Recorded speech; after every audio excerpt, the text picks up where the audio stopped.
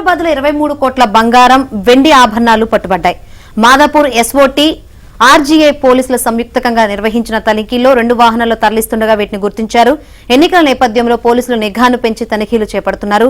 ముంబై నుంచి GMR domestic air cargo ద్వారా హైదరాబాద్ కు 2 వాహనాల్లో తరలిస్తుండగా ఈ ఆభరణాలు పట్టుకున్నారు. సరైన పత్రాలు లేకుండా 34.78 కిలోల బంగారు ఆభరణాలు, 43.60 కిలోల వెండిని రవాణా చేస్తుండగా అధికారులు పట్టుకున్నారు. పట్టుబడ్డ ఆభరణాలను ఎఫ్ఎస్టీ టీంకు అప్పగించారు. ఈ కేసులో ఇన్కమ్ ట్యాక్స్ అధికారులు కూడా వారి కోణంలో దర్యాప్తు చేపట్టారు.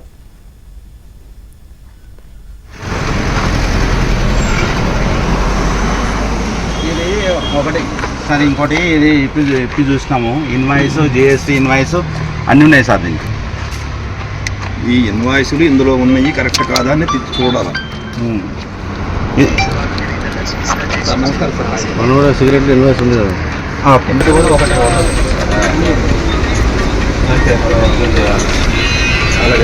కరెంట్ అకౌంట్ ఇక్కడికి వస్తుంటా సార్.